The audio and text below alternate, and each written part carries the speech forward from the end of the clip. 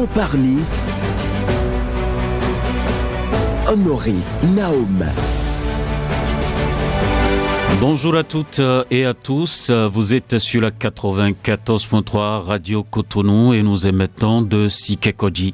Nous diffusons en direct sur Internet via l'application Zeno. Si vous venez de nous rejoindre, bienvenue à vous.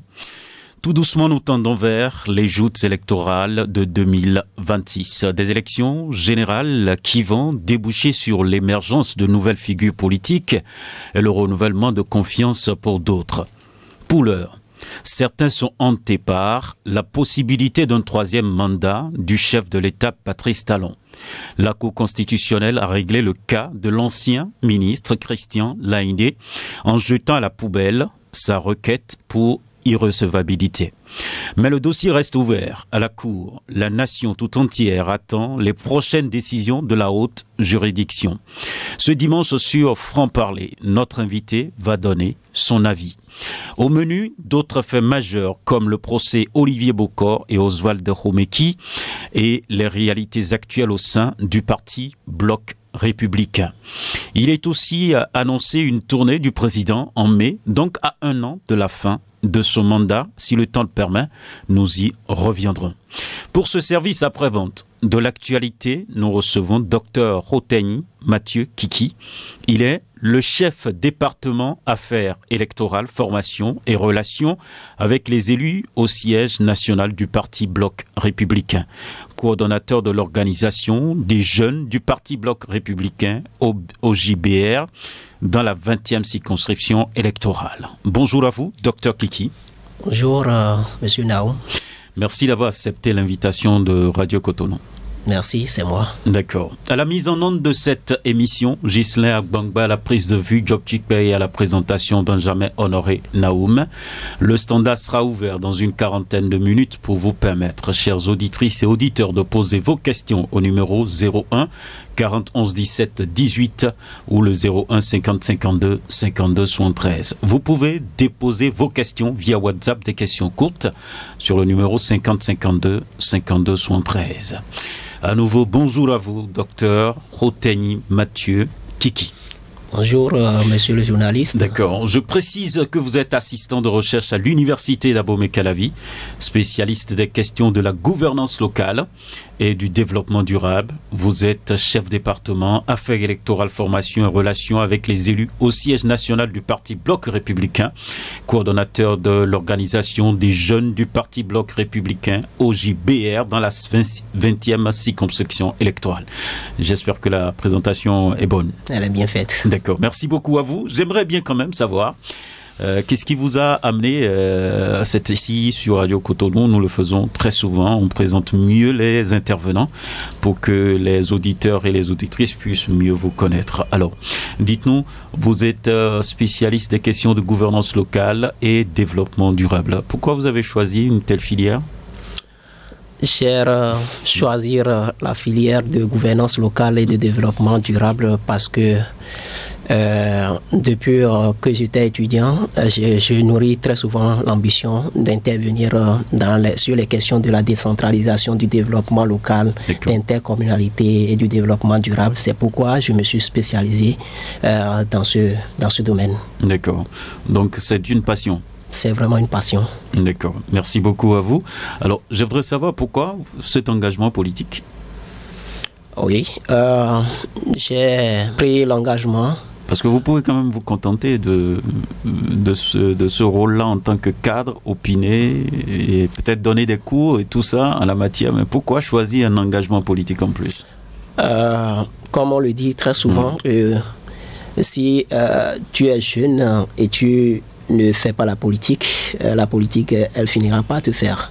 Et donc, au vu de ça et vu la contribution que la jeunesse peut apporter au développement de notre cher pays, le Bénin, j'ai décidé de m'engager dans la politique, histoire d'apporter ma contribution à l'édification de notre cher pays, le Bénin. C'est passionnant?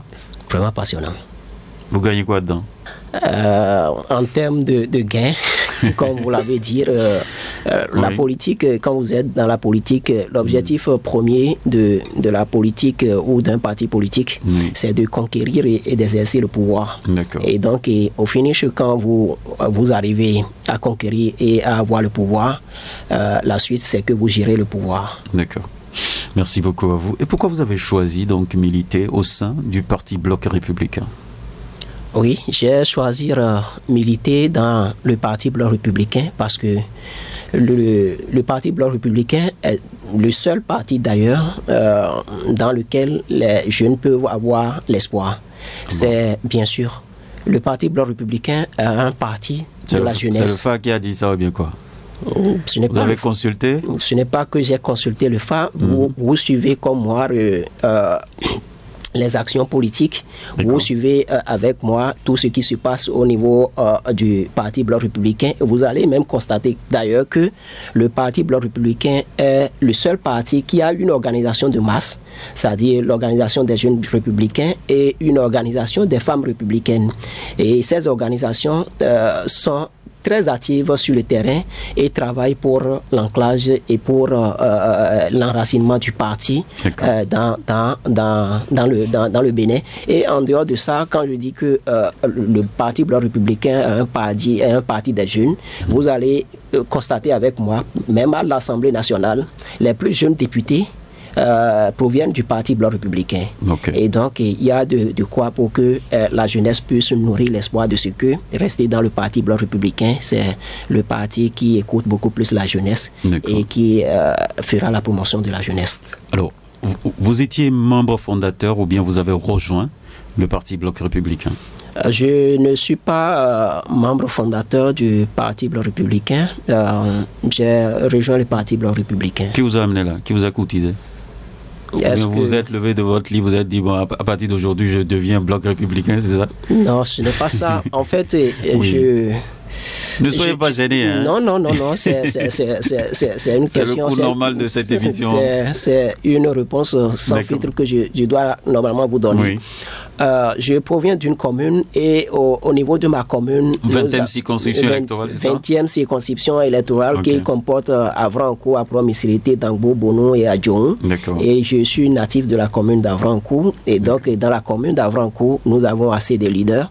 Et donc, j'ai travaillé aux côtés de ces leaders. Je les ai regardés faire, je les ai vus faire. Et donc, c'est ça surtout, en restant à leur côté pour les voir comment ils ont fait, c'est ça surtout qui m'a amené en politique. Donc je suis resté avec un certain nombre d'acteurs de la commune, et donc j'ai appris à leur côté. D'accord. Alors votre mission au sein du Parti Bloc Républicain, j'ai lu tout à l'heure votre profil, chef département affaires électorales, formation et relations avec les élus au siège national du Parti Bloc Républicain. Ça consiste à faire quoi concrètement? Ma mission au niveau du Parti Bloc Républicain consiste à coordonner les activités, à travailler en commun accord avec le vice-président chargé de l'administration et des affaires politiques. C'est qui déjà?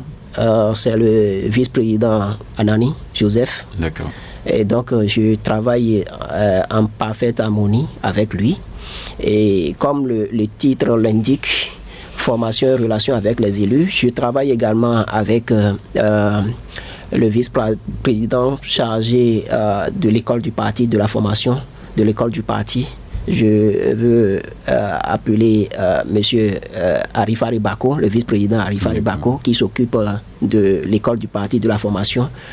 Et puis, M.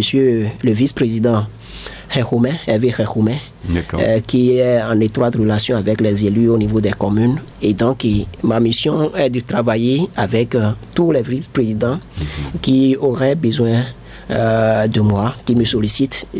Le vice-président de l'Assemblée nationale, M. Barthélémy Kassa, je travaille avec tout ce beau monde-là. Et avec le secrétaire administratif permanent également du parti, nous travaillons tous ensemble. Vous citez quand même de grosses pointures là. Est-ce qu'il vous facilite la tâche? Bien sûr, je suis resté à leur côté. Et ils sont des aînés et donc nous travaillons en parfaite synergie, sans anicroche ni sans difficulté. Donc on comprend très bien que vous vous sentez très à l'aise au sein du Parti Bloc Républicain. Je me sens très à l'aise au sein du Parti Bloc Républicain. Vous n'êtes pas courtisé pour aller ailleurs par hasard? Du tout pas. Du tout pas.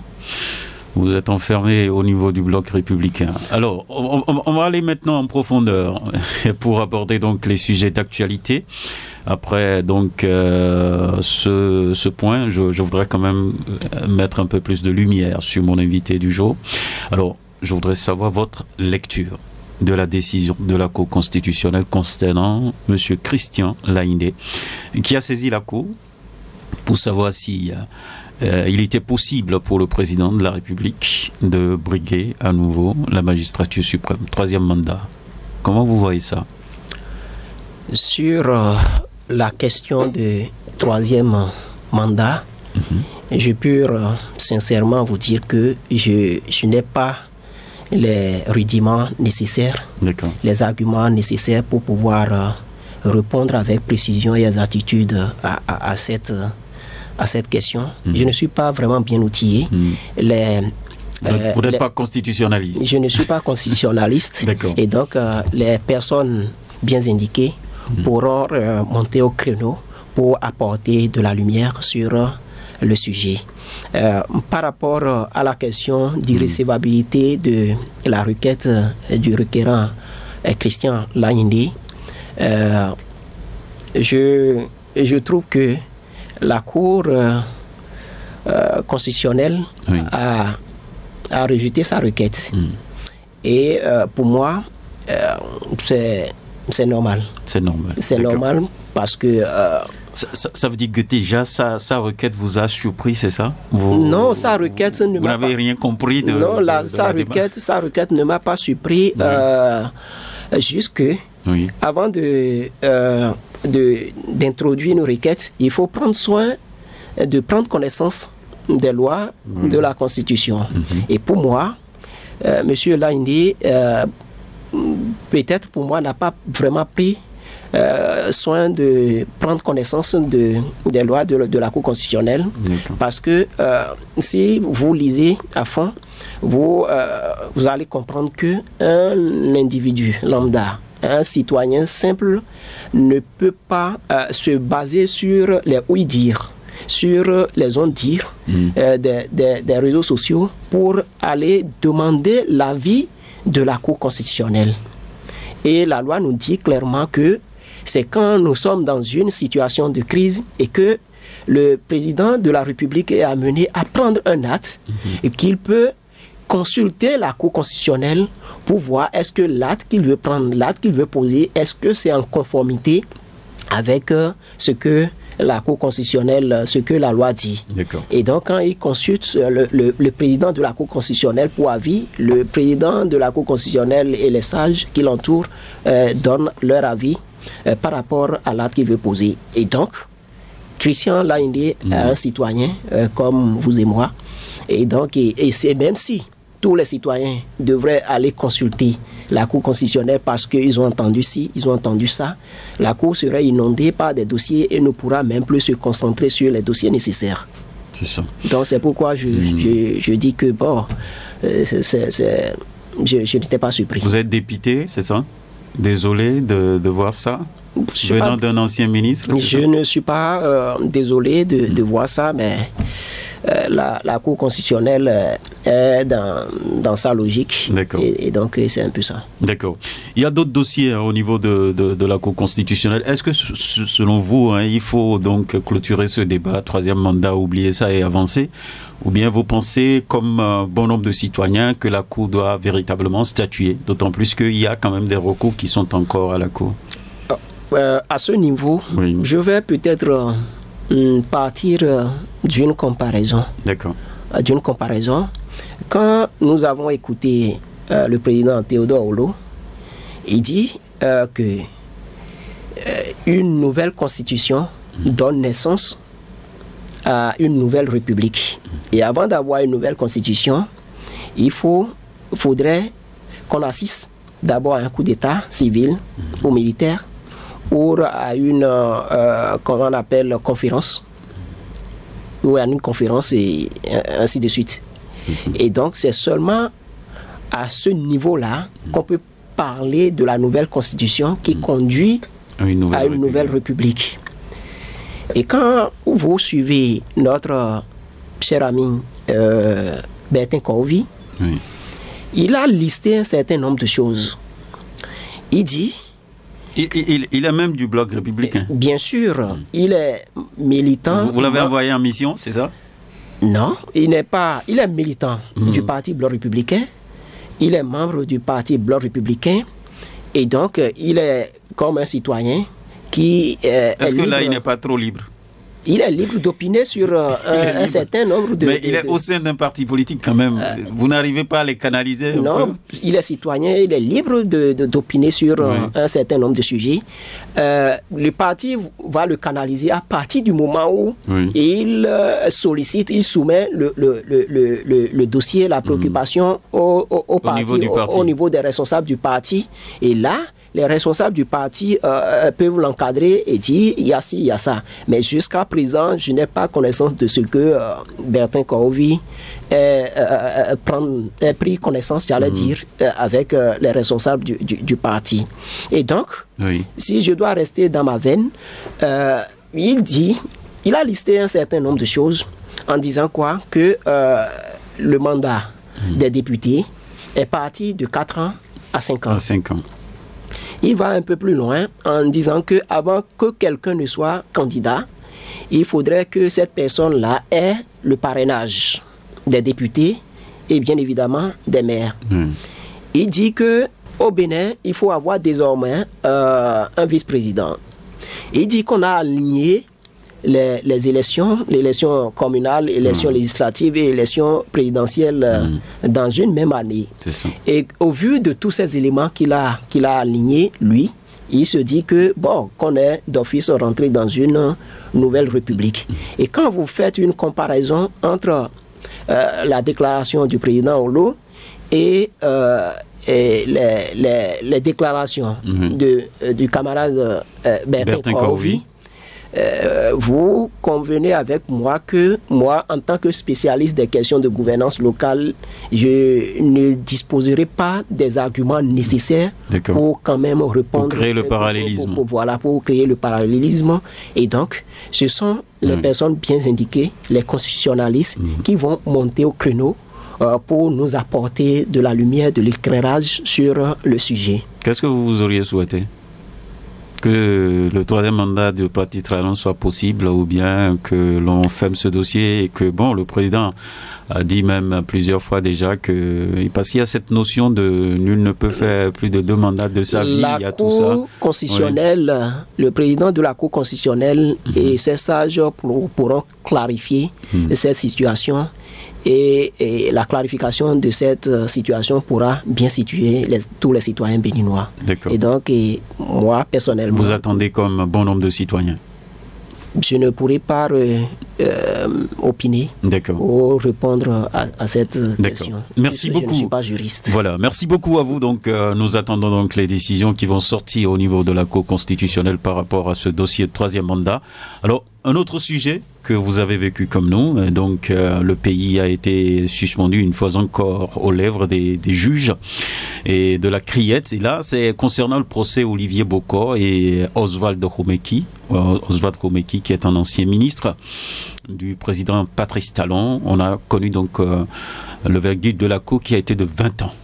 Alors, quelle appréciation vous faites-vous de cette affaire? Bon, par rapport à cette affaire, est-ce que je suis en position de faire une appréciation? Je ne suis pas mieux placé pour apprécier ça parce que c'est déjà un dossier vidé par la justice. Par la justice. Et donc, bon, mes appréciations... Non, vous n'allez pas juger ici. Vous n'allez pas juger ici. Vous êtes un citoyen, vous êtes membre d'un parti politique. Comment vous avez vécu ça? L'éclatement même du dossier. Comment vous avez, en tant que citoyen béninois? En tant que citoyen béninois, j'ai suivi les choses comme tous les citoyens d'ailleurs. D'accord. Et j'étais au parfum, j'étais informé de la situation à travers le point de presse du procureur spécial de la Criette. D'accord.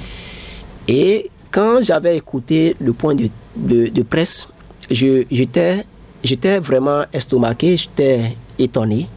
Étonné par les noms que j'avais entendus, par les personnalités qui étaient donc impliquées dans le dossier. Et c'est ça surtout qui m'a estomaqué, parce que ces personnalités sont des amis intimes et des amis intimement liés au président de la République. Et du coup, quand j'avais appris l'information, j'étais sceptique et je n'avais pas cru. En un mot, je n'avais pas cru parce que j'imaginais comment ces personnalités qui sont vraiment proches du président de la République pourraient agir de cette façon. Et donc, c'était là la source de mon étonnement. Et puisque la justice s'est déjà saisie de la situation, je me suis dit, nous allons tous attendre pour voir le déroulement de l'événement. Et déjà à partir du 21 au 30 janvier, si mes mémoires sont bonnes, nous avons suivi le procès. Et j'ai suivi avec une attention chirurgicale le déroulement du procès, ce qui m'a permis de comprendre un certain nombre de faits, et ça a permis également aux citoyens béninois de comprendre comment le dossier s'est déroulé. Et donc, pour moi, au vu de tout ce qui s'était passé, j'ai pu déjà dire que la justice béninoise, à travers la pédagogie et à travers leur impartialité, leur transparence, leur précision et leur clarté dans le dossier, je peux quand même dire que cette transparence, la manière dont ils ont conduit le dossier a permis à un nombre de Béninois de comprendre ce qui s'est véritablement passé. Est-ce que vous vous êtes retrouvé au sein du BR pour en parler? Au sein du BR... Est-ce que les responsables du parti et tout ça, vous voyez qu'ils ont été un peu préoccupés, perturbés et tout? Dites-nous tout, ici c'est franc-parler. Bien sûr. Oui. Bien sûr, le parti Bloc républicain, que je représente d'ailleurs... Parce qu'on a lu des communiqués et tout ça, oui, les partis bien sûr. Et tout. Tout parti, derrière le rideau, qu'est-ce que vous avez fait? Tout parti politique qui travaille pour conquérir et gérer le pouvoir ne peut pas accepter un pareil événement. Et donc, à la suite de cet événement, le parti politique Bloc républicain a condamné avec fermeté cette initiative d'atteinte à la sûreté de l'État. Et le parti Bloc républicain a invité tous les citoyens béninois, et les militants et tout le monde à promouvoir, comment on appelle, les actes, les valeurs de la justice, de la paix et du patriotisme, et à inviter tous les citoyens béninois à s'écarter et à rester loin de toutes les initiatives qui pourraient déstabiliser la République. Et donc, à ce niveau, puisque un pays qui est instable politiquement, on ne peut pas se concentrer sur les axes de développement du pays. Donc, et voilà. Alors, en un mot, quelle leçon vous tirez, vous-même personnellement, d'une situation pareille? Quelle leçon il faut tirer? Leçon tirée, comme on le dit très souvent, plus les offenseurs sont proches, plus ça fait mal, c'est ça? Plus grande est l'offense. D'accord. Et donc, comme on le dit très souvent chez nous, ça fait mal. On dit très souvent dans notre langue, Kouta Foké. Et quelqu'un a chanté aussi et dit que le mal ne vient pas d'ailleurs. De très loin. Donc, c'est ce que je peux déjà tirer comme leçon. D'accord, merci beaucoup à vous. Alors, il y a un autre sujet d'actualité et qui a capté certainement votre attention également, c'est la sortie du président Adrien Humbedji. Lui, il est membre son parti a fusionné avec le parti UP pour devenir UPR. Est-ce que vous avez suivi ces déclarations?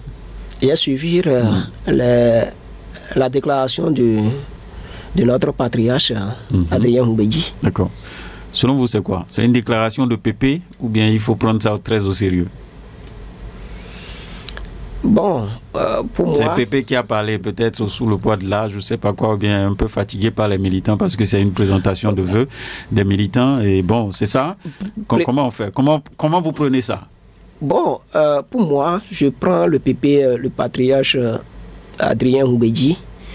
Dans sa déclaration, pour moi, je le vois dans la posture d'un juriste. Je le vois... Bon, dans la posture, il est magistrat, il est avocat, et donc je le vois dans... Je vous arrête pas, parce qu'il y a un mot qui est sorti de la bouche du président, du président Adrien Humbedji et qui a intrigué beaucoup de Béninois, parce qu'il est de la mouvance présidentielle. Bien sûr. Et les gouvernants de ce pays ont toujours dit qu'il n'y a pas de détenus politiques au Bénin. Ont toujours dit qu'il n'y a pas de détenus politiques, que ce sont des gens qui ont posé des actes et qui ont répondu face à ça. Mais le président Humbedji a sorti ça. Il faut que les détenus politiques sortent. C'est pourquoi je vous demande si c'est une déclaration de PP ou bien comment vous voyez ça? Sa déclaration fait partie de la vitalité de la démocratie pour moi. C'est comme ça que vous voyez ça. Et donc, comme je le disais... Donc il peut cracher dans la soupe? Je ne dis pas qu'il peut cracher dans la soupe. Chacun est libre en tant que citoyen béninois de donner d'opiner, de donner son opinion. Mais dans sa déclaration, je disais dans une poignée de secondes que je le voyais dans la posture d'un magistrat, d'un avocat, et non dans la posture d'un homme politique. S'il était dans la posture d'un homme politique, avec sa déclaration, il devrait normalement aborder ou remettre en cause les différentes réalisations du président de la République, les réalisations sur les réalisations des infrastructures routières, les infrastructures sanitaires, éducatives, hydrauliques, toutes les autres infrastructures qui ont été réalisées par le président de la République. Il devrait normalement parler de ça. S'il se retrouvait dans la posture d'un homme politique, il devrait normalement remettre en cause les différentes réformes qui ont été opérées par le président de la République dans le domaine de la décentralisation, dans le domaine du numérique et en tout cas les prouesses qui ont été réalisées. Il devrait normalement parler de ça et dire qu'il est contre ces réformes-là opérées. Il devrait normalement, s'il était dans la posture, demander, avant cette déclaration, normalement demander à ces ministres qui sont dans le gouvernement de déposer leur démission et de sortir du gouvernement parce qu'il n'est plus en phase avec, comment on appelle, la gouvernance. Il devrait normalement demander à ces députés qui sont à l'Assemblée de prendre position avant cette déclaration, de prendre position par rapport à un certain nombre de lois et de sujets. Il devrait normalement demander à ces membres qui sont dans les institutions de sortir avant de faire cette déclaration. Mais à aucun moment, vous ne l'avez jamais vu, vous avez suivi sa déclaration avec moi. Et il n'a jamais opiné, il n'a jamais abordé ces genres de sujets dans ces déclarations. Et donc, pour moi, la déclaration du patriarche de notre PP Humbedji, pour moi, sa sortie est une sortie donc stratégique pour un positionnement stratégique en 2026. Ah bon. Bien sûr, c'est moi, ma manière de voir. Et là, même si je vais un peu plus loin. Il veut faire quoi? Il veut casser l'union, là, c'est ça? pas casser obligatoirement. Vous avez dit stratégique. C'est une sortie stratégique pour 2026. Est-ce qu'il met comme ça à rude épreuve le système partisan, c'est ça? Non. Et à l'heure actuelle où nous sommes, à l'étape actuelle, il ne peut pas mettre à rude épreuve le système partisan. D'accord. Et je qualifie sa sortie de sortie stratégique pour un repositionnement stratégique en 2026 parce que vous avez vu... Vous pensez qu'il va soutenir un candidat, c'est ça? Je ne dis pas qu'il va soutenir un candidat, mais il est aussi libre peut-être de chercher à soutenir un candidat. Mais ce que je dis, vous avez vu, après sa déclaration, il y a une forte délégation de l'Union progressiste qui était allée le voir à la maison. Pour comprendre. Pour comprendre. Et là, j'ai pu déjà vous dire qu'à ce niveau-là, son objectif serait atteint parce que dans sa sortie, il a énuméré un certain nombre de choses. Et donc, du coup, à travers cette déclaration, pour les enjeux politiques de 2026, les responsables du parti Union progressiste pourront bien positionner ces éléments dans les communes, pour les élections communales. Donc c'est comme ça, la politique vous faites, c'est ça? Vous savez, avec le parcours politique de l'homme en question... Le président Mbedi a fait ça pour qu'on puisse avoir un peu plus de regard sur lui et savoir que ces militants sont là en train d'attendre des opportunités. C'est comme ça que vous voyez la chose? Pour moi, c'est stratégique. C'est stratégique. C'est stratégique. Donc il a fait cette déclaration pour avoir des oreilles attentives. Pour moi, c'est ma manière de comprendre. C'est votre manière de comprendre. D'accord. On comprend très bien donc l'analyse ainsi. Ce n'est pas une déclaration de PP, mais c'est beaucoup plus une déclaration stratégique. Alors, dans un an, vous savez très bien qu'il y aura les élections générales de 2026. Bien sûr. Comment vous préparez au sein du Parti Bloc républicain? Le Parti Bloc républicain se prépare très bien pour ces enjeux politiques de 2026. Et le secrétariat exécutif du parti travaille sans répit pour une réussite parfaite des élections de 2026. Et c'est pour moi le moment, l'opportunité de saluer le président du Parti Bloc républicain, le ministre d'État, Abdoulaye Biotchane, pour son esprit de discernement, sa détermination, son engagement à voir le Parti Bloc républicain devenir la première puissance politique du Bénin. Cette personnalité... Actuellement, vous avez 28 députés seulement. Bien sûr. Vous avez fixé maintenant quel objectif? Notre objectif premier est de devenir la première puissance politique du... Ah oui, combien de députés comme ça? Ou bien vous n'en parlez pas? L'objectif que nous nous sommes fixés, nous travaillons... C'est d'avoir la majorité. C'est d'avoir la majorité à l'Assemblée nationale. Et puis, donc, nous sommes en train de travailler pour ça. Et les responsables du parti, à divers niveaux, sont en train de travailler pour que nous puissions avoir la majorité des députés à l'Assemblée, contrôler la majorité des communes. Et puis, avoir un nombre important de conseillers communaux et municipaux pour pouvoir contrôler les communes et contrôler aussi l'Assemblée. Donc, c'est l'objectif du parti. D'accord. Il y a eu une session ordinaire du bureau politique du BR tout récemment. Est-ce que vous avez une idée des grandes résolutions que vous pouvez partager avec nous? Oui, la session ordinaire du Parti Bloc républicain a eu lieu le samedi 25 janvier 2025 à l'hôtel, au Palais des Congrès de Cotonou.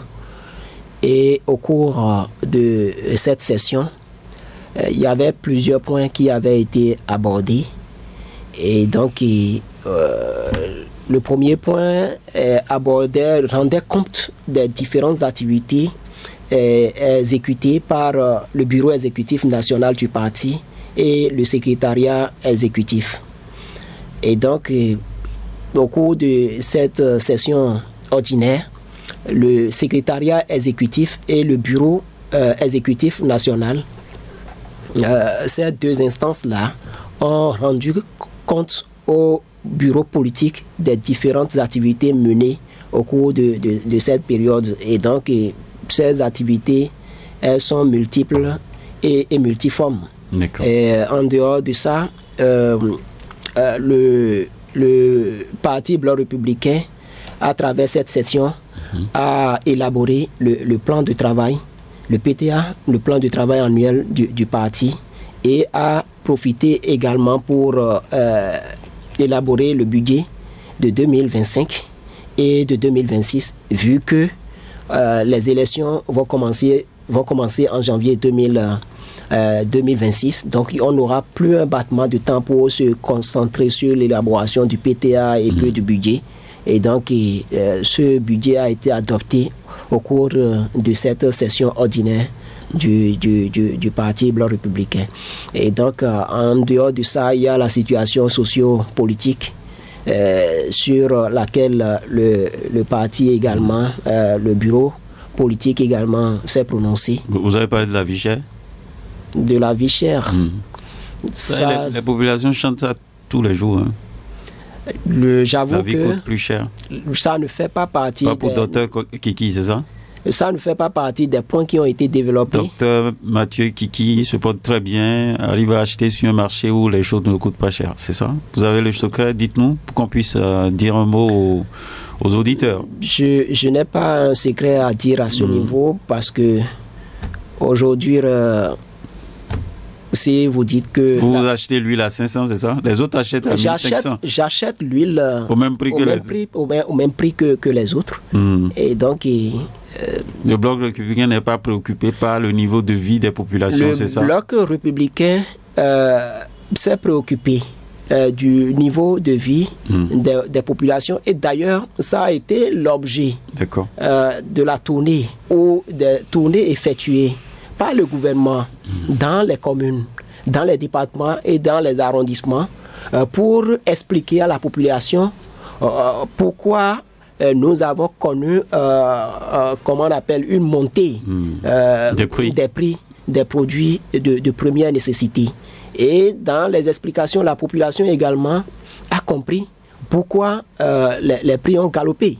Et donc ça a été une préoccupation pour le parti Bloc républicain, qui a fait des tournées dans toutes les communes pour expliquer. Et donc, vu que ça là était déjà une préoccupation qui avait amené le parti à faire le tour des communes, ce sujet n'a pas été inscrit dans l'ordre du jour de cette session. Alors, est-ce que vous pouvez nous souffler maintenant qui est le candidat du Bloc républicain à la présidentielle de 2026? Le président, celui qui sera candidat pour aller aux élections présidentielles, c'est les instances du parti qui doivent... Donc vous n'en avez pas parlé jusqu'à présent. On est à 1 an. Bien sûr. On est à 1 an des bonnes choses dans le pays par rapport pour moi, ce n'est pas encore trop tard. Ah, c'est pas encore tard. Ce n'est pas encore tard. Mais ce n'est pas encore tard. Au moment opportun, les responsables du parti... Est-ce que vous aurez du temps après pour vendre votre candidat suffisamment? Bien sûr. Bien sûr. Si le candidat choisi par les responsables du parti, les instances de décision, SE, BEN, bureau politique et tout ça, si ils arrivent à porter leur choix, à jeter leur dévolution à un candidat, vendre l'image de ce candidat ne va pas prendre du temps. Et donc, pour moi, c'est pourquoi je dis que une fois que les instances... Vous serez candidat à la candidature au sein du Bloc républicain? Tous les militants du parti Bloc républicain sont de potentiels candidats. Et donc, si j'estime que j'ai les potentialités nécessaires qu'il faut pour se présenter... Vous attendez quoi pour estimer? Je précise que nous sommes déjà dans le dossier. Eh bien, à ce niveau, si je dois aller aux élections présidentielles, ce n'est pas moi qui vais décider de façon unilatérale. Mais ce sont les instances du parti qui doivent porter donc vous attendez qu'on dise, OK, la candidature est ouverte, vous pouvez donc déposer votre candidat pour votre candidature ou je ne sais pas quoi. Exactement. D'accord. Exactement. Et puis les responsables du parti pourront opiner sur ça et choisir celui qui sera candidat et donc qui va faire l'unanimité au sein du Parti Bloc Républicain. Merci. Vous avez appris que le président de la République va faire une tournée en mai? Bien sûr. Il va dire quoi, selon vous? Il va faire le tour. Il va faire le tour de toutes les communes. Il cherche quoi? À être porté en triomphe, comme il a dit avant de venir au pouvoir, c'est ça? Mais pas forcément ça. Oui. Pas forcément ça. Quand on vous confie une responsabilité à un certain nombre de niveaux et que vous finissez, ou bien vous avez fini d'exercer. Ou bien vous êtes en train de finir. Même, il ne faut pas attendre la fin. On parle de la redevabilité, de la reddition des comptes.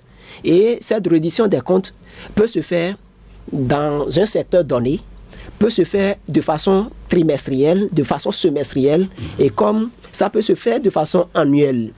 Et donc, du coup, le président a décidé de faire le tour de toutes les communes du Bénin pour aller leur rendre compte, parce que c'est la population, c'est les citoyens qui l'ont élu.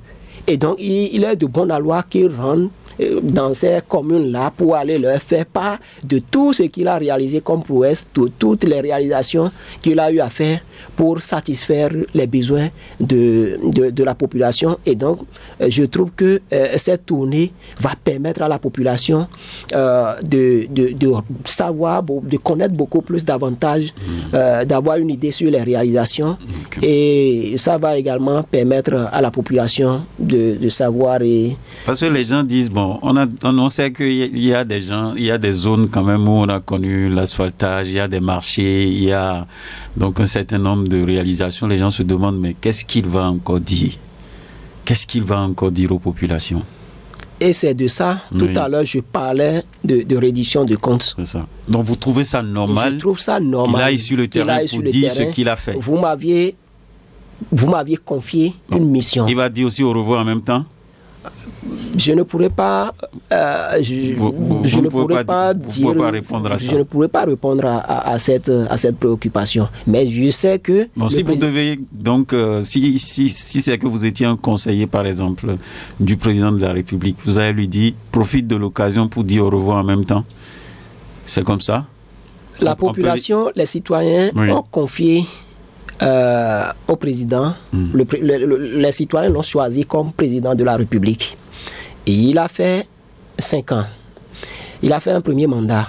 Il a fait un deuxième mandat. Et le deuxième mandat, comment on appelle, tire vers sa fin. D'accord. Et il doit pouvoir aller prendre contact, prendre langue avec la population pour leur dire, pour leur expliquer, pour leur dire, voilà ce que vous m'aviez confié, voilà ce que j'ai fait, ce que j'ai fait. Et donc, et là, la population pourra apprécier les réalisations faites par le président de la République. Et je trouve ça très normal. Très normal. Alors, dans une minute, certainement, les auditeurs vont vous poser des questions tout à l'heure. Mais je voudrais en même temps vous poser aussi cette question.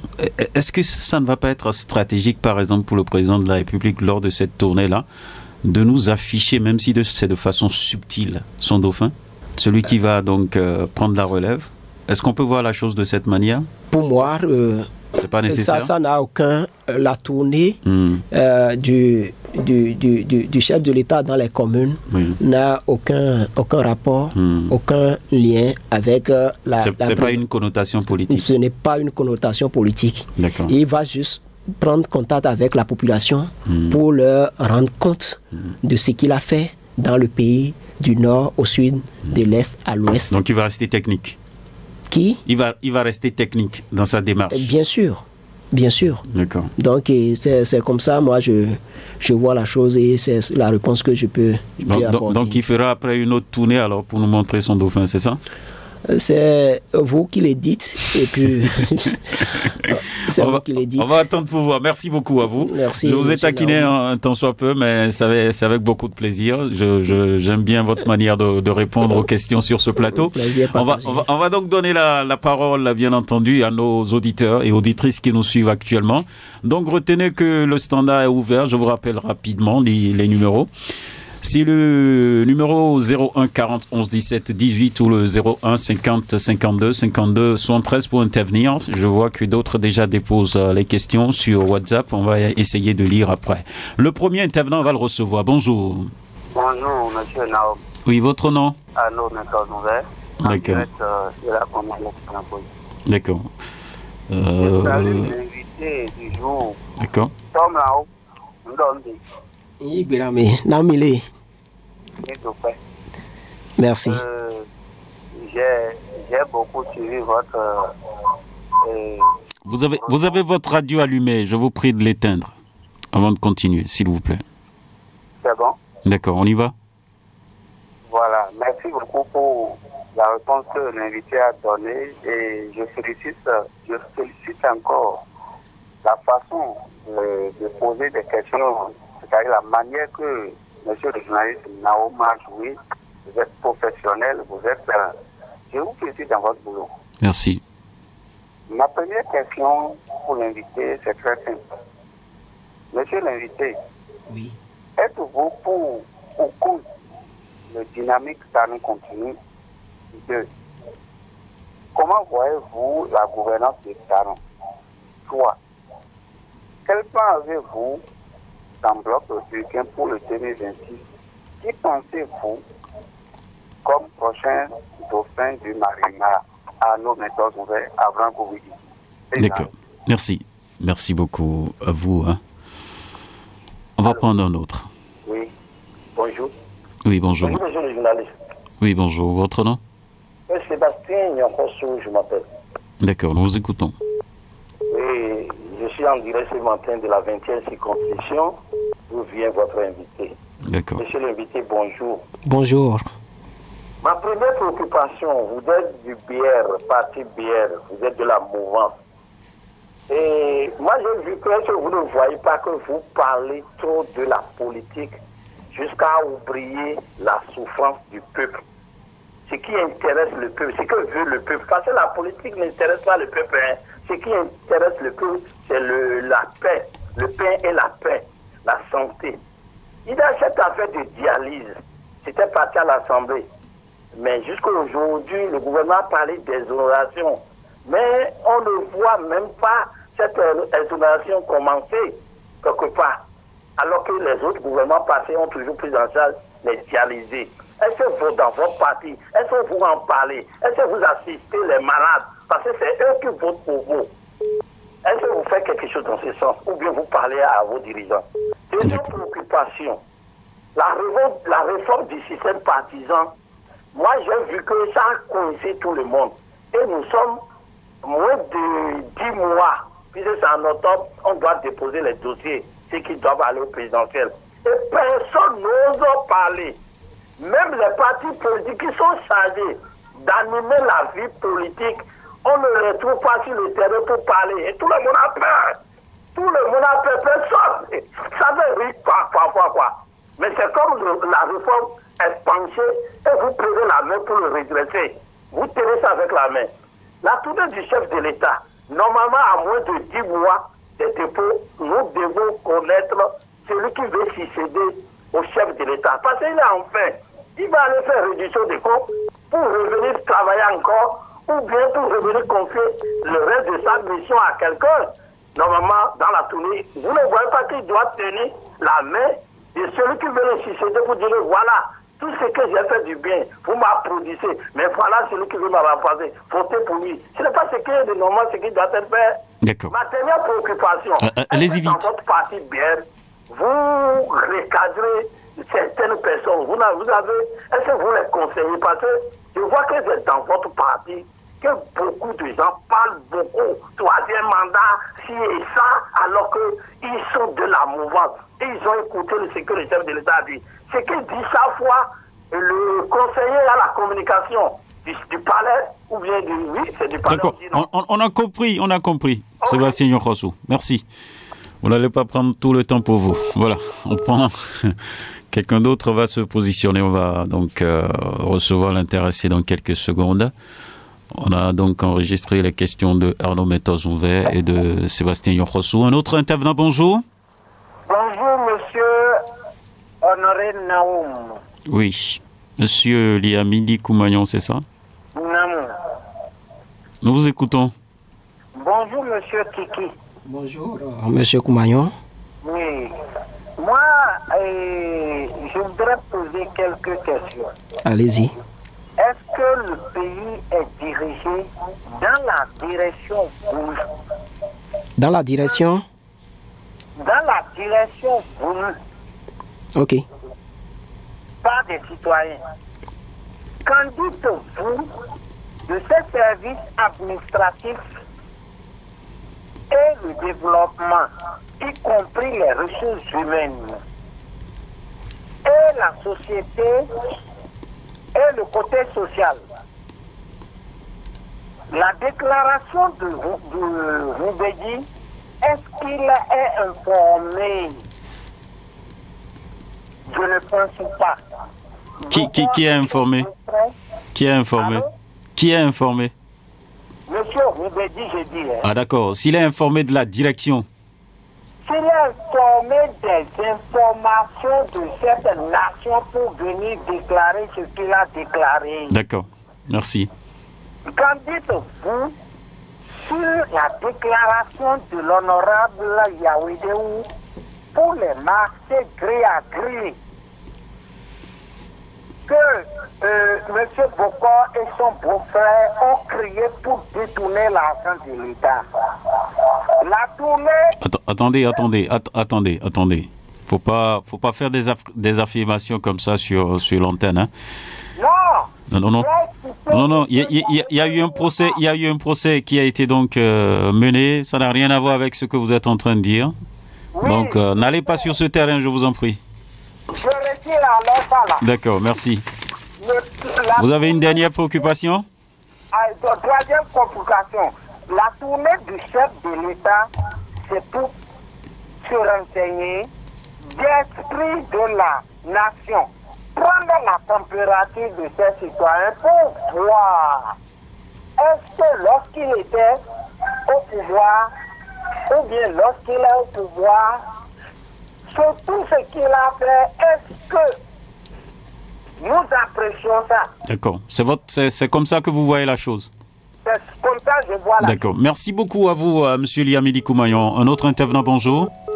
La personne est partie. Très rapidement, on va récupérer quelqu'un d'autre. Bonjour. Mon cher Naoum, bonjour. Oui, votre nom? Valentin Ayonou, ambulateur de Tchongi, commune de Salato. Nous vous écoutons rapidement, s'il vous plaît. Bon, d'entrée de jeu, je voudrais vous demander quelque chose, monsieur le journaliste. Oui.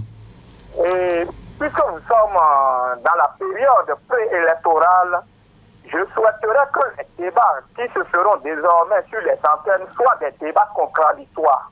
Ah bon? Je le souhaite vivement parce que quand on retrouve sur le plateau un invité votre souhait n'a rien à voir vis-à-vis de la ligne éditoriale des organes de radio. Vous ne pouvez rien imposer en la matière, d'accord? Je n'ai pas imposé. Allez sur votre question, ça va mieux nous arranger, s'il vous plaît. Merci beaucoup. Oui. Et ma préoccupation pour mon cher invité, je lui dis bonjour passage. Hein. Je vous réponds bonjour, monsieur Valentin. Merci. À voir votre manière de répondre sur le plateau, je voudrais vous demander si vous avez eu l'autorisation de la hiérarchie de votre parti politique. Sinon, vous êtes tellement méfiant sur votre position sur l'antenne. C'est ça qui m'a obligé à vous poser cette question. D'accord. Moi, je vais vous répondre, Valentin Ayonou. Merci. Deuxième préoccupation, mon frère. Moi, je vais vous répondre sur la question. Votre question, là, vous voulez savoir s'il est autorisé par son parti ou pas. Moi, je ne l'ai pas contacté. Il m'a été envoyé sur ce plateau. Il représente, bien entendu, le parti BR sur ce plateau. Ok, Ok, donc si c'est ça, alors il n'a qu'à parler franchement et honnêtement. Il n'a qu'à parler sa langue de bois. Pourquoi il y a tout le temps économique de vérité? Chacun a sa manière d'opiner, je vous en prie, Valentin Yonou. Allez-y sur vos questions. Merci. Ma préoccupation, Oui. ma deuxième préoccupation pour lui, en tant que jeune, est-ce que la manière dont nous faisons la politique au Bénin nous amène réellement au développement? Pourquoi je pose cette question? Quand son chef dit quelque chose, même si c'est pas bien, on le suit. On dit oui, c'est bon ce qu'il a dit. Et ça là, on a toujours remarqué ça dans les partis de la majorité présidentielle. Il n'a qu'à dire en toute honnêteté, cette manière de faire la politique dans notre pays, est-ce que ça nous amène réellement au développement? Voilà ma principale préoccupation. Je vous remercie. Merci beaucoup à vous, hein, Valentin Yonou, pour votre intervention. Et nous allons prendre un autre. Bonjour. Allô? Vous avez quelques difficultés hein, sur votre lit. Oui, bonjour. Oui, bonjour mon cher journaliste. Oui, votre nom? Je réponds au nom de Abbé Fédéral de Cotonou. D'accord, nous vous écoutons. À l'entame, je salue d'abord l'invité. Bonjour mon cher. Bonjour, monsieur. J'espère que vous allez très bien. Je rends grâce au Seigneur. Ok. Pour ma première question, cette tournée n'est pas, exemple, une manière de nous doiter déjà son dauphin. Pourquoi ne pas aller sur une chaîne radio ou télévision pour nous rendre le compte rendu? Ne voyez-vous pas, troisième question, ne voyez-vous pas qu'André Mumbedi a tellement raison par rapport à ce qu'il dit? Quatrième, Covid, selon vous, est dans les règles de l'art. 5. Pourquoi la Cour constitutionnelle ne doit pas ou bien ne peut pas dire qu'il ne peut que recevoir des questions de troisième mandat pour que nous, les populations, nous sachions que quand quelqu'un va demander encore troisième mandat, c'est une question, ou bien c'est quelque chose irrécevable pour la Cour constitutionnelle. Pour le compte de ce jour, c'était avec Koudami, je vous laisse votre antenne. D'accord, merci beaucoup à vous. On prend un autre bonjour. Allô, bonjour. Quelques difficultés sur la ligne là. Bonjour. Bonjour, M. Laou. Oui, bonjour. C'est Ayéou Joël Salomon depuis Sainte-Cécile. D'accord. Bonjour à l'invité du jour. Bonjour, monsieur Joël.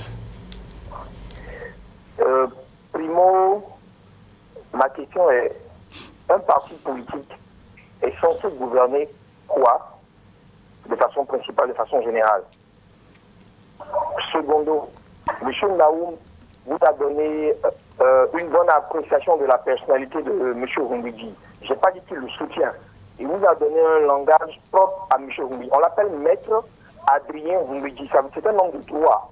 Donc, sa sortie médiatique, est-ce que ce n'est pas appuyé sur un constat fait de par sa façon d'être homme de droit? C'est ma seconde question. Et troisièmement, qu'est-ce que c'est qu'un parti politique? Je vous remercie. D'accord.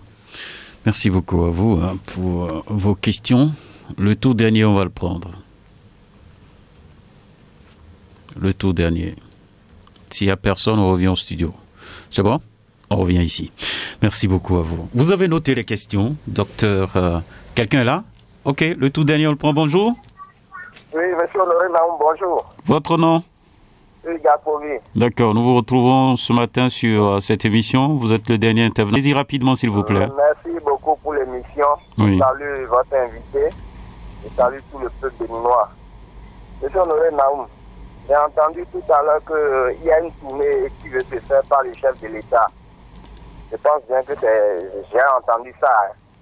Oui. Et je veux encourager cette tournée-là auprès de mon président Patrice Talon, que c'est une tournée qui est normale devant moi. Parce que 10 ans au pouvoir, pendant ces 10 ans, les réalisations que le chef de l'État a eu à faire, je pense que chaque inscription et chaque... Hugues Akpovi, vous n'allez pas faire l'émission avec nous. Vous allez poser votre question. Si vous pensez que la tournée est bien, alors nous avons entendu. Oui, maintenant, posez la question, s'il vous plaît. D'accord. Allez-y rapidement. Oui. Quand le chef de l'État va faire tout ce tout, Oui. je pense que moi qui suis dans la commune de Calavi, je pense que ce qui n'a pas été fait, je pense que le chef de l'État n'a qu'à penser à le faire pour que la population de Calavi, en particulier Révier, nous en bénéficions de ce qu'il vous a promis. D'accord. Merci et bonne journée. D'accord, merci beaucoup à vous. Donc, Révier attend donc par la voix de Hugues Akpovi, le président de la République, Patrice Talon. Voilà. Monsieur docteur Kiki, vous avez donc noté les questions et on va commencer à répondre. Je vous laisse la main. S'il faut que je puisse intervenir pour rappeler des questions, je vais le faire. Je vous laisse totalement la main. Dirigez ça, s'il vous plaît. Docteur Rotein Mathieu Kiki, vous êtes le chef département Affaires électorales, formation, relations avec les élus au siège national du Parti Bloc républicain. Vous avez la parole.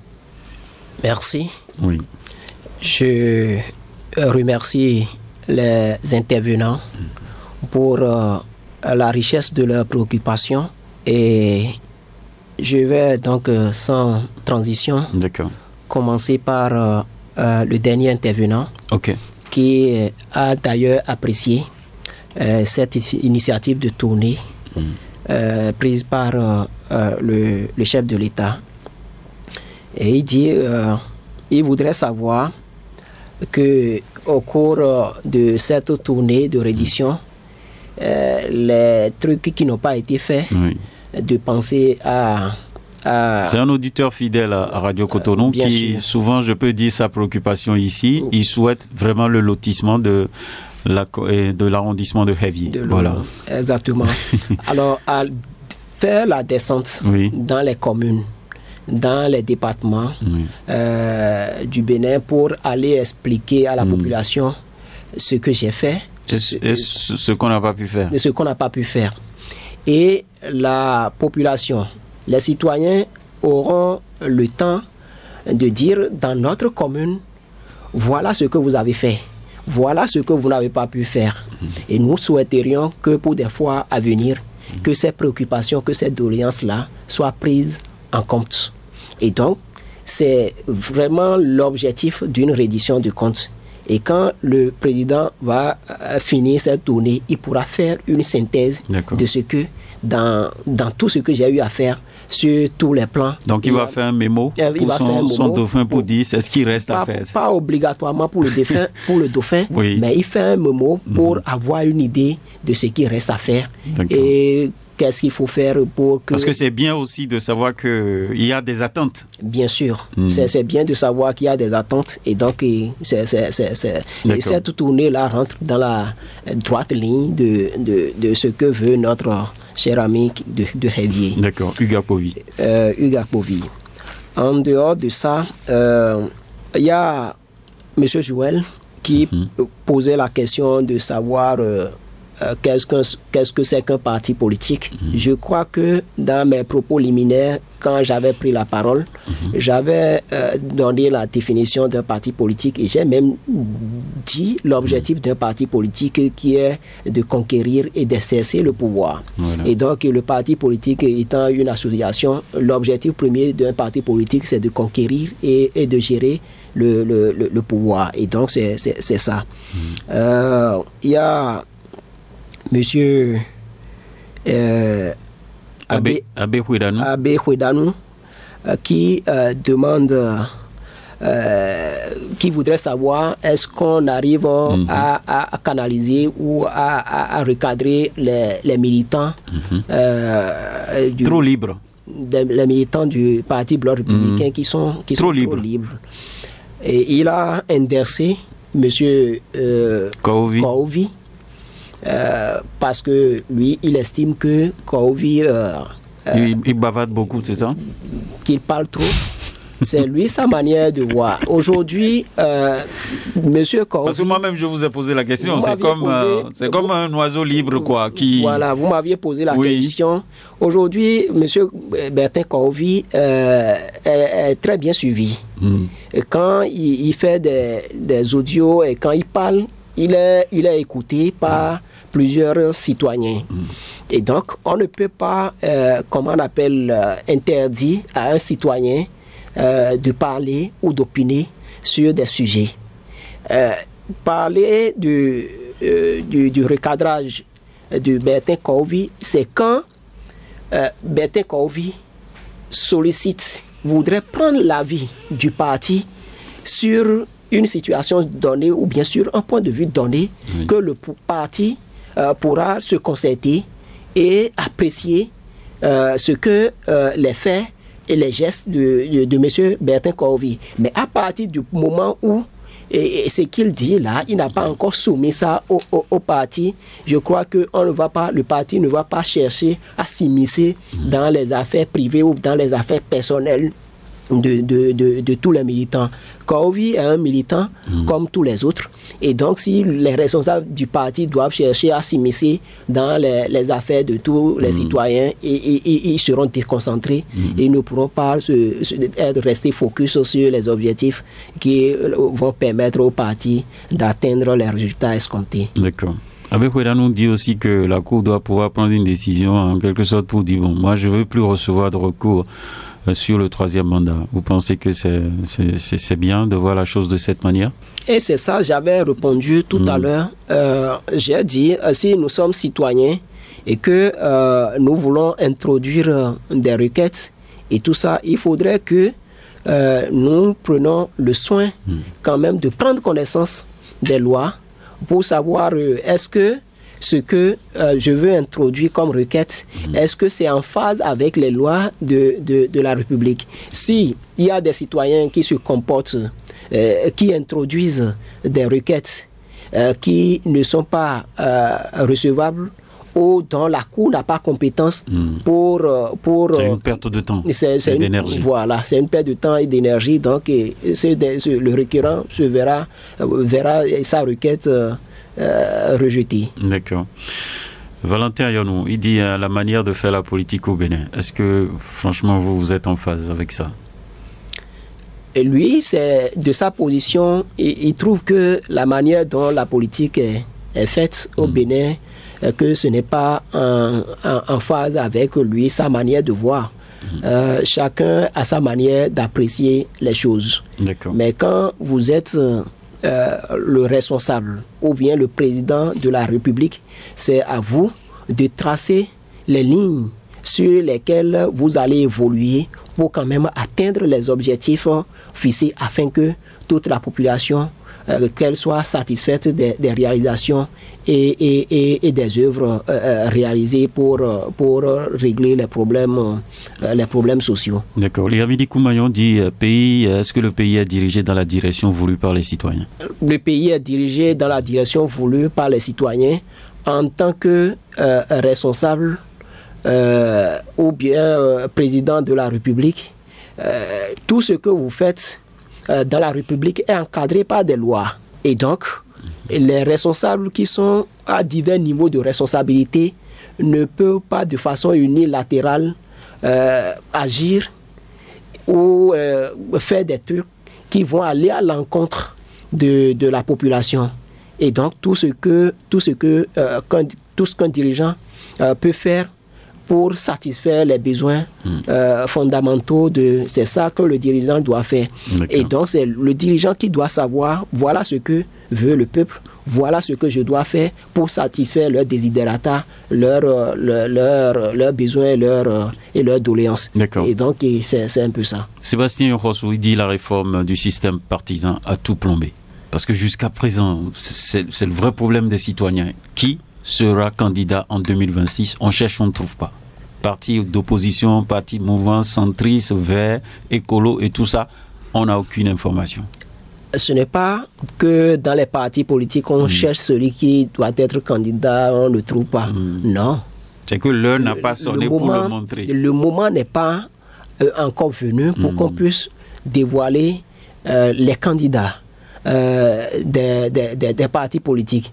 Mais je peux vous dire que les responsables des partis politiques, de cacher les candidats jusqu'à la dernière minute. Politiques sont en train de travailler sans répit pour que le candidat qui sera choisi au sein de ces partis politiques-là Vous avez peur qu'il soit saccagé très tôt, c'est ça?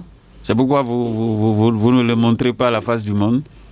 Mais si vous êtes un parti politique... Parce qu'on doit le déshabiller, le connaître, le savoir, qu'est-ce qu'il a dans le ventre, voilà, qu'est-ce qu'il veut nous faire et tout ça. Mais il faut du temps pour apprécier le candidat. Il faut du temps pour apprécier, pour que la population, les citoyens puissent apprécier. Oui. Mais il faut également du temps pour les responsables des partis politiques pour identifier l'appel et savoir comment on appelle celui qu'on veut présenter à la population. Est-ce que c'est un produit fini? Est-ce que c'est un produit dont l'image est vendable? Il faut du temps pour analyser tout ça. Vous dites qu'il n'y a que des gens pas trop catholiques dans les partis, c'est ça? Parce que vous souffrez à identifier. Je n'ai jamais dit qu'il y a comment on appelle, des gens sont peu catholiques dans les partis politiques, mais je dis, même si vous devrez normalement dans les communes positionner quelqu'un sur une liste pour être conseiller, ou bien pour être député, ou bien pour être maire, il faut étudier la personne et savoir que, puisque nous allons à une élection, et c'est un combat de gladiateurs, à une compétition, et c'est un combat de gladiateurs, il faudrait que celui que vous présentez soit quand même accepté par la population, par les citoyens. Et donc, c'est dans cette logique-là, les partis politiques, et singulièrement le BR, est actuellement, il faudrait qu'on analyse et qu'on identifie celui qui peut faire l'unanimité, et d'un jour à l'autre, ils vont connaître Sébastien Yonrossou dit toujours la souffrance des populations oubliées. Est-ce que vous avez cette impression? Il a donné le cas de dialyse, par exemple, où les gens sont en difficulté, mais l'État ne pose pas les actes qu'il faut. Est-ce que vous pensez que les citoyens sont oubliés dans la gouvernance de Patrice Talon? Dans la gouvernance du président Patrice Talon, vous convenez avec moi qu'il a travaillé dans tous les secteurs, dans tous les domaines, et pour satisfaire les besoins des citoyens. Quand il dit que les citoyens sont oubliés, les infrastructures routières qui sont réalisées, ce n'est pas pour les citoyens. Les infrastructures sanitaires, les infrastructures éducatives, hydrauliques, les infrastructures électriques qui sont réalisées, ce n'est pas pour les citoyens. Les marchés modernes et tout ça. Les marchés modernes, les infrastructures marchandes, c'est pour les citoyens. Et les enfants, comment on appelle ça? Au niveau de l'école primaire, les cantines scolaires, ce n'est pas pour les citoyens. Tout ce qui a été fait, personne n'a été écarté. Aucune couche n'a été écartée.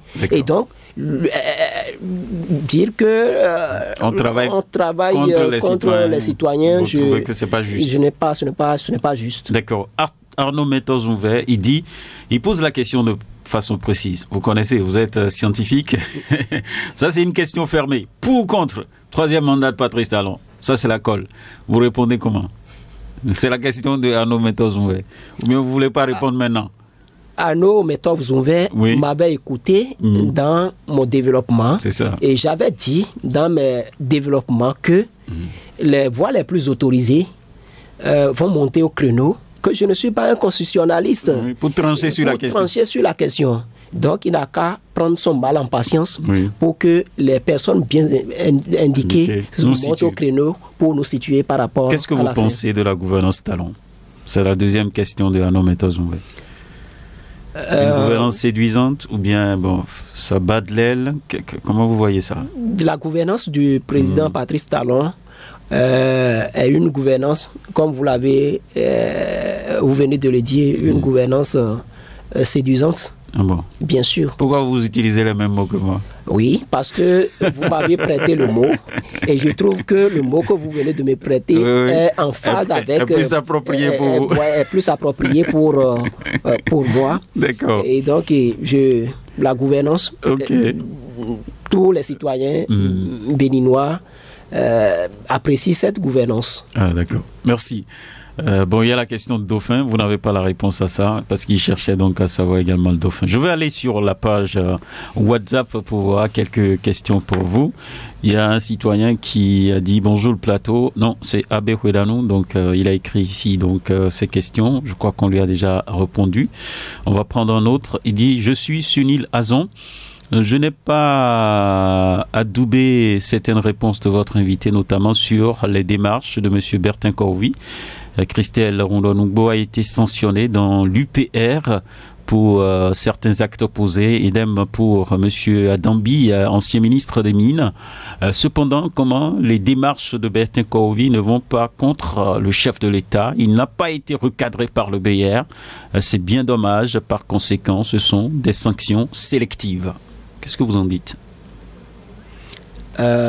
C'est l'intervenant qui voit que les sanctions sont sélectives. En fait, pour résumer, c'est comme si les gens sont très embêtés de voir un Bertin Corvi aussi libre dans un parti politique. Il n'y a pas de sanction, il n'y a rien.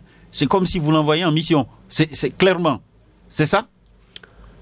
Ce que le camarade Bertin Corvi dit, c'est ça j'avais répété tout à l'heure quand j'ai pris la parole, que Bertin Corvi est membre, est militant du parti Bloc républicain. Mais à aucun moment, cette déclaration, il n'a jamais pris contact avec un responsable du parti Bloc républicain pour demander l'avis des responsables du parti sur un certain nombre de sujets. D'accord. Et donc, si les responsables du parti Bloc républicain n'ont pas pu intervenir sur le comportement ou réagir par rapport au comportement. À mieux vous comprendre, si c'est que Bertin Corvi avait consulté les responsables du parti BR, on lui a donné des directives et qu'il passe maintenant outre ces directives, en ce moment on peut le sanctionner. On peut le sanctionner. D'accord, merci beaucoup à vous. On continue donc pour une autre question. Comment se porte le parti Bloc républicain dans la 20e circonscription électorale jusqu'à ce qu'on assiste à la démission du conseil communal en exercice, le juriste Paul Déoumont?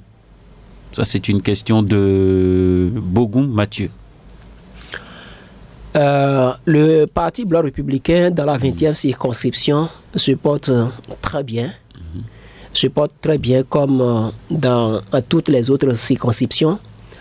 Il a appelé le nom du conseiller Déoumont, Paul, qui a déposé sa démission au niveau du parti pour aller dans un autre parti politique. Il est fâché pourquoi?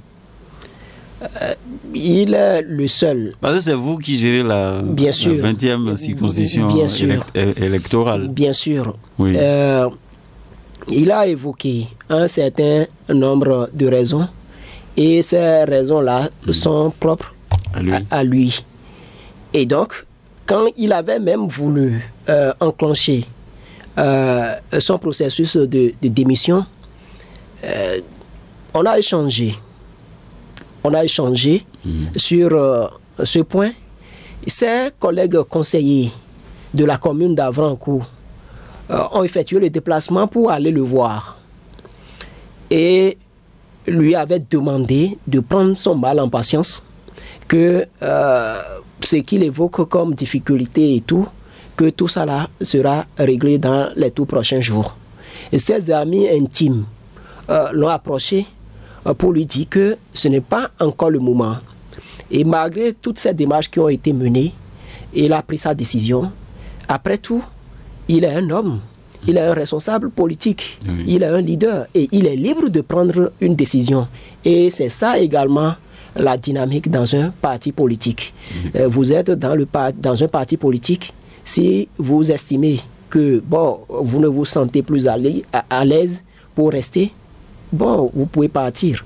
Mais ce n'est pas que les démarches n'avaient pas été menées pour que le conseiller Déoumont Paul puisse rester au sein du parti Bloc républicain, parce que le parti Bloc républicain est un parti qui milite pour la multiplication, l'addition et non pour la division et la soustraction. D'accord. Quel est votre avis sur la promotion des cadres de la zone Akpro-Misreté à Vrankou par rapport à la promotion des cadres des autres communes de la 20e circonscription électorale au sein du Bloc républicain? C'est toujours la même personne. Il est venu pour vous, hein? Ce n'est pas qu'il est, il vous connaît. qu'il est venu pour moi. Il est de la zone. Il est de la zone. Oui. Et puis, il a évoqué une question pertinente. C'est ça. Dans la 20e circonscription et singulièrement dans la commune d'Avrancourt et d'Accra-Misérité. Il dit, il voudrait savoir... Il complète, je vous pose cette question parce qu'on constate qu'il y a une zone qui est laissée pour compte. Et la zone qui est laissée pour compte, il a précisé cette zone-là. Il parle de... Non, il n'a pas précisé. Oui, j'ai compris la logique dans laquelle il est et la zone qu'il est en train d'indexer actuellement, la commune d'Avrancourt, qui est ma commune de naissance, tout à fait, et la commune d'Accra-Misérité. Je crois que pour cette émission, les responsables du parti politique sont en train d'écouter cette émission. Et les responsables également à divers niveaux, les membres du gouvernement et tout ce beau monde-là, ils sont en train d'écouter l'émission et ce qu'il a posé comme préoccupation, les responsables du parti ont écouté et dans les tout prochains jours, j'ai foi qu'ils vont corriger ou répondre favorablement à sa préoccupation. D'accord. Il y a Robinson Camus Bioku qui dit quelles sont les limites du système partisan, selon vous? Les limites de notre système partisan. Parlant du système partisan, est-ce que pour moi, il y a de limites? Parce qu'on a même dit qu'on a fini avec transhumance politique, les gens qui vont de gauche à droite, mais ça persiste toujours. On vient d'évoquer un cas, par exemple. Quelqu'un qui quitte la mouvance pour aller encore à la mouvance. Ça pose le problème, cas qu'on a évoqué, il n'a pas quitté le BR pour l'UPR. Ah, il est où? Il est parti dans l'opposition. Il est allé dans l'opposition. Ah, d'accord. Et donc, pour moi... il a changé totalement. Il a changé totalement. Totalement de bord. Bien sûr. Ah, d'accord. On continue. Bien les sûr. Limites. Oui. Les limites du système partisan. Moi, je trouve que le système partisan a corrigé beaucoup de choses. Parce que dans un passé récent, nous sommes à plus de 248. Je n'ai pas les chiffres en tête. Mais on était à plus de 248 partis politiques au Bénin, où on assistait à des clubs électoraux, à des partis régionaux et tout ça. Mais aujourd'hui, on est, dans tous les cas de figure, nous pouvons dire que le nombre de partis politiques qu'on avait dans un passé récent est réduit considérablement par rapport à ce que nous avons aujourd'hui. Et donc aujourd'hui, nous avons environ 5 à 6 partis politiques officiellement qui fonctionnent. Et donc, et là, ça, c'est un gain. C'est un gain pour le système partisan. D'accord. C'est un gain pour le système partisan. Il y a beaucoup d'autres questions, mais on ne pourra plus répondre à tout ça. Je vais vous donner juste le temps de dire votre mot de fin sur cette émission. Je tiens sincèrement à vous remercier pour m'avoir invité sur cette émission. Je remercie également les intervenants qui ont écouté, qui ont suivi l'émission et qui ont posé des questions et qui ont fait des apports. Je les remercie. Cela montre à suffisance l'intérêt qu'ils ont pour d'abord la radio et pour l'intérêt qu'ils ont pour le développement de notre cher pays, le Bénin. Et également, comme vous l'avez dit tout à l'heure, je remercie également les responsables du parti Bloc républicain et singulièrement le président Biotchane, qui est un spécimen très rare, une espèce très rare, dont la qualité ne court pas les rues. Il travaille d'arrache-pied pour l'enracinement, pour l'ancrage du parti au Bénin. Il travaille pour que le parti devienne la première puissance, comme je l'avais dit. Et toutes les instances de décision du parti, je les remercie pour tout ce qu'ils font. Et les thématiques que nous avons abordées sont des thématiques pertinentes Et sur cette thématique, nous avons opiné, nous avons apporté des réponses par rapport à chaque thématique. Et ce qui est la préoccupation pour moi, oui. Vous allez savoir qu'aucun développement ne peut se faire dans l'instabilité.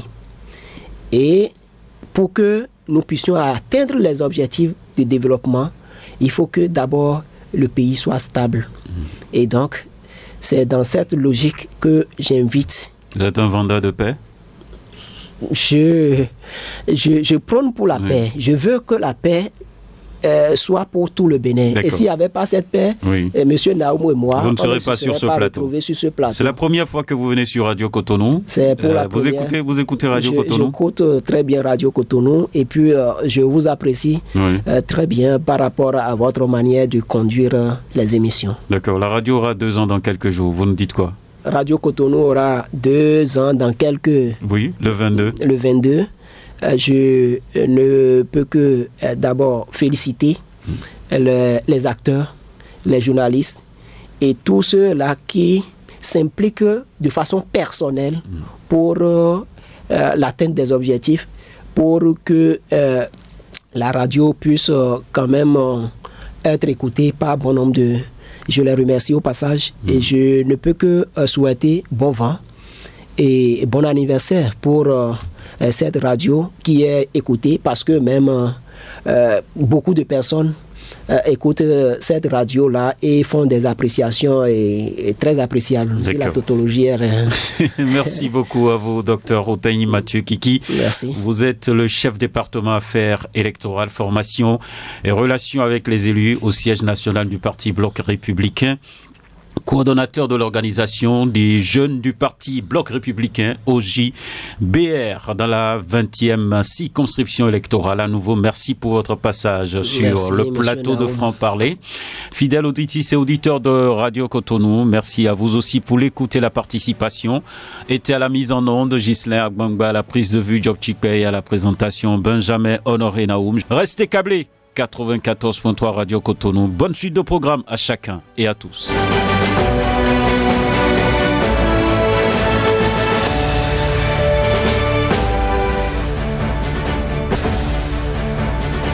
Franc-parler